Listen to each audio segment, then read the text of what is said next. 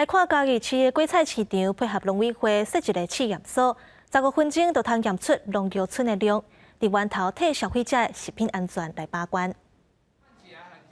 农业药物毒物试验所人员说明设备的功能。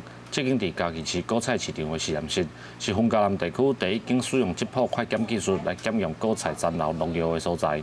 那这个技术呢，我们可以在整个在拍卖前，或者甚至在田间采收前，我们就可以完成检验。那在检验完成之后，我们就可以立刻在田区或者在拍卖的市场做管制，不要让它流通。过去检验果菜残留农药的报告，拢需要较长的等待时间。这个实验室只需要15分钟，就会当检验出200克以上常出现残留伫果菜顶面的农药。果菜市场表示，配合新的 QR code 实名制推广，会当加强农作物实在的食品安全。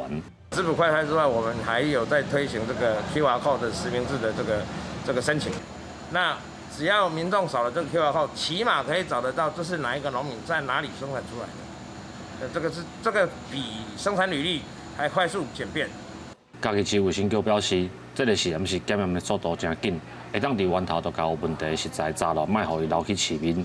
已经派相关单位来了解，希望会当替食品安全的检验建立完整的管理流程。记者林慧婷，嘉义报道。